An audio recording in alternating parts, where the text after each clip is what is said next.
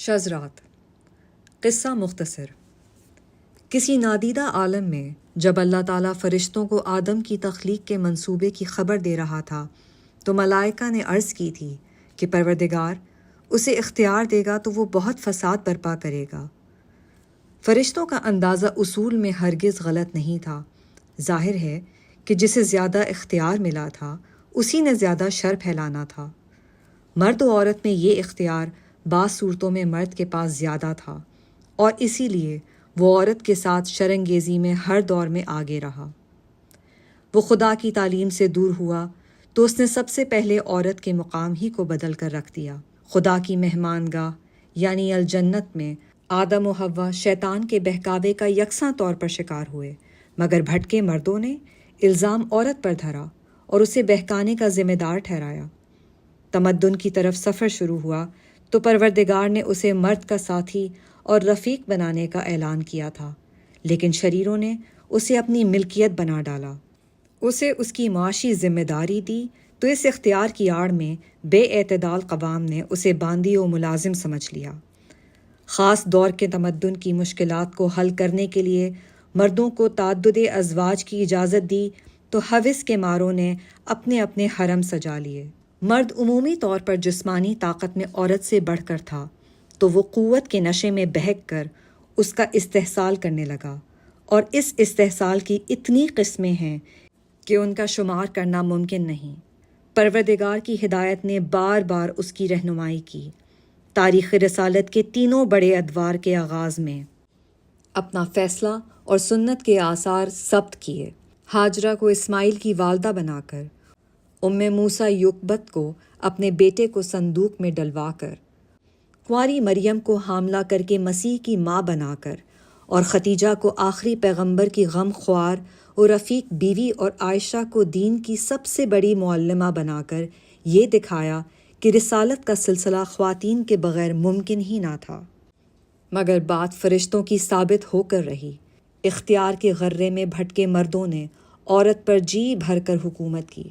نکلتا تو وہ اسی کی گود ہی سے تھا، مگر جیسے ہی وہ ارسطو افلاطون بن کر کھڑا ہوتا تو اسے کبھی پاؤں کی جوتی قرار دیتا، کبھی ٹیڑھی پسلی، کبھی ناقص العقل تو کبھی ادھوری انسان، کبھی ازلی گنہگار تو کبھی دجل و فریب کا استعارہ۔ ایسے مردوں نے اس پر احسان بھی کیا تو اسے داسی بنایا، رنگے کائنات قرار دے کر رونق محفل بنایا، اس کے حسن کی تعریف کی تو سرے بازار نچوا کر کی۔ اپنی ہوس کی خاطر اسے جنسی خرید و فروخت بنایا اور ہیرے جوہرات کی ہتھکڑیوں، ہاروں کے توقوں اور پازیبوں کی بیڑیوں میں جکڑ دیا۔ اللہ کا محفوظ دین آیا تو وہ بھی 4 دن کی چاندنی اور پھر اندھیری رات والا معاملہ ہوا۔ اس دین نے معاشرے کو اعتدال کی راہ پر ڈالا تھا، مگر زمانے نے کچھ ہی کروٹیں لیں تو تعدد ازواج سے لے کر نکاح و طلاق کے مسائل تک، گواہی سے لے کر وراثت تک، فکر و نظر کی آزادی سے لے کر اظہار پسند و ناپسند تک، اس کے استحقاق کو دبانے کی ایسی کوششیں کیں کہ عورت نے کبھی زبان سی لی، کبھی وہ خود غرض ہو کر اسی کی اعلی کار بن گئی، کہیں بغاوت پر اتر کر مظلوم سے ظالم بن گئی، اور کہیں یاسیت کی اتح گہرائیوں میں گر کر اپنے مقام و مرتبے ہی کو بھول گئی۔ مگر انسانی تمدن کی ترقی نے جہاں زندگی کے ہر میدان میں انسان کو سوچنے سمجھنے پر مجبور کیا، وہاں عورت کو بھی اٹھنے کا موقع ملا۔ وہ بھی ستی ہونے کے عذاب سے نکل کر برابری کے تخت کے خواب دیکھنے لگی۔ مجبور محض کی حیثیت کو قصہ پارینہ قرار دے کر اختیار و اقتدار میں حصے کا تقاضا کرنے لگی۔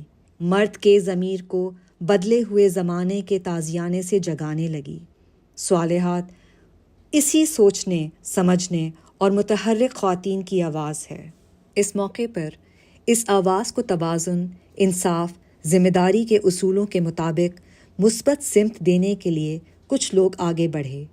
اللہ کے اولین و آخری دین اسلام پر یقین رکھنے والی خواتین نے فیصلہ کیا کہ وہ اپنے پروردگار کی دی ہوئی توفیق سے اس آواز میں اپنی آواز ملائیں گی اور صالحات بن کر افراط و تفریط سے بچ کر معاشرے کی ان تمام خواتین کی نمائندگی کریں گی جو یہ سمجھتی ہیں کہ وہ سماج میں اپنا کھویا مقام اور اپنا گہنایا ہوا تشخص اسی رب کی مقرر کردہ حدود و قیود میں رہ کر حاصل کر سکیں گی جس کی تعلیم اس نے اپنے پیغمبروں کو دی تھی۔